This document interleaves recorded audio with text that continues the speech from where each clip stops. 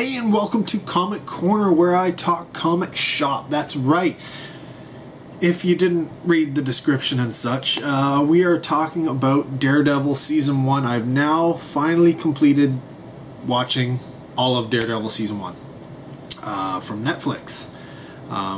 If you didn't see my previous video, I don't have Netflix, so I had to rely on my lovely, lovely girlfriend who does have Netflix, and hoped that she would want to watch the show with me.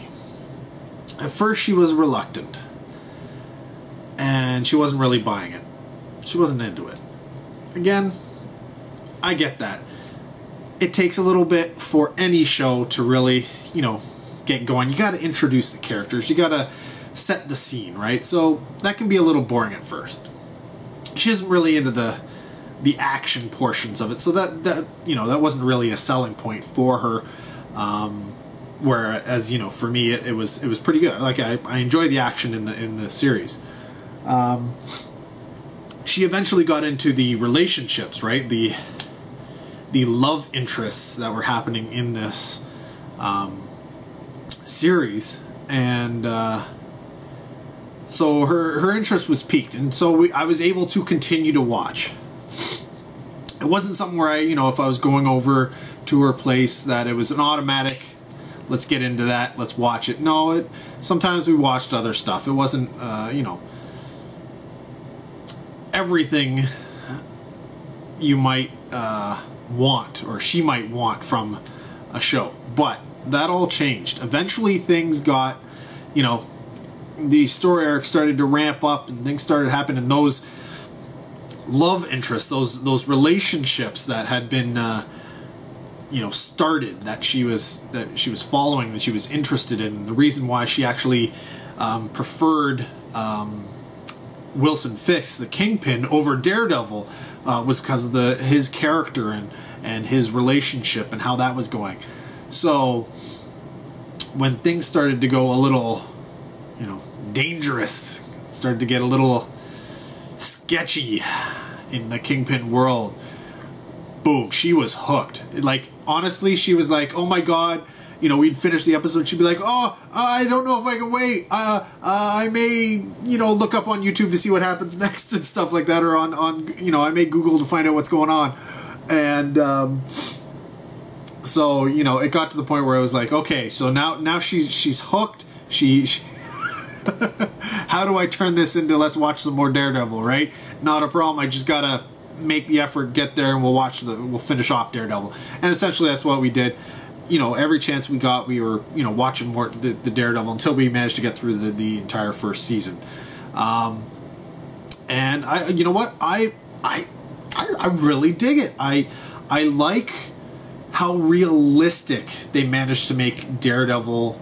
Well, any superhero, like, they managed to make Daredevil and the whole situation there very realistic, and I like that about it. It wasn't comic booky, if you know what I'm saying. It wasn't very cartoonish, which I do normally find from these superhero type things.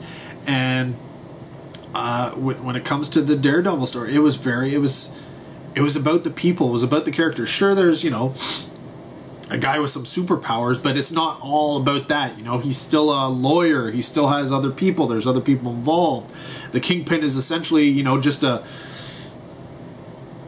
normal person who's got, interests. See, I don't want to give too much away. Those of you who know Daredevil and the stories and stuff like that, you can kind of piece together what's going on. But yeah, I was. You know what? Honestly, I was a little surprised by where the show went. There were a few little things here and there that I was like, whoa, didn't expect that.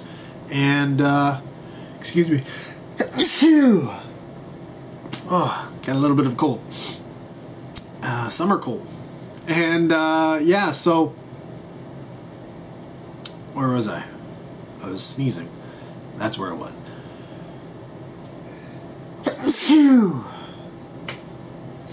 Sorry. Yeah, so there were things in there that, you know, I didn't really see coming, and I like that about it. I expect that there's going to be a little bit more backstory and a little bit more fleshing out come second season, other than just the relationship between Matt Murdock, Daredevil, and his father. But who knows? I don't know who is Kingpin going to be the bad guy again in season 2. Are we going to have somebody new? I've heard Punisher's going to be in there, and Elektra's coming, and so yeah, who knows? I just hope they don't go too overboard and start throwing too many characters in there, and next thing you know, it'll, you know, Spider-Man will be in there, and Deathlock, and who knows? Who knows? You know, all those people who make Morbius might show up, you know, whatever. It may end up going that way, and I think that's eventually where, you know, the train will have skipped off the track, but hopefully it manages to keep this realism that it has going on. And oh, I was looking for this. It was here all along. And yeah, and that's what I enjoyed. You know what, just to compare it to another show that's on television from the other universe, I have watched a few episodes of Arrow, and I found it cartoony, and I wasn't really buying it. It's very, you know, WB looking, if you will. And if that's the type of comic show that you're into, awesome. But you know what? That's not really what I was looking for.